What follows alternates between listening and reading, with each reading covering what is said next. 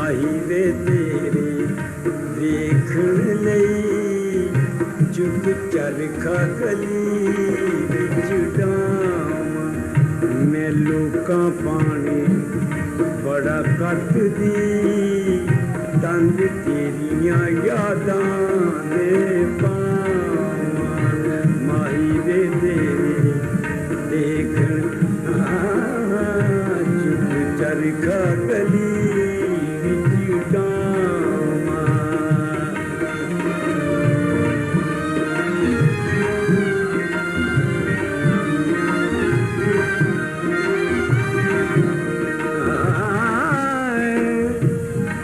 ਬਾਬੁਲ ਦੀ ਸੌਂ ਚਿੱਤ ਨਹੀਂ ਲੱਗਦਾ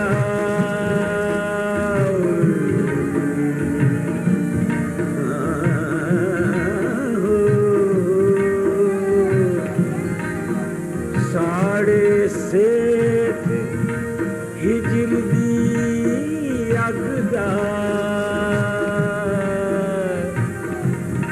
ਅੱਜ ਮੇਰਾ ਦਿਲ ਕਰਦਾ ਹਰ ਛੱਡ ਕੇ ਮਲੰਗ ਬਣ ਜਾਵਾਂ।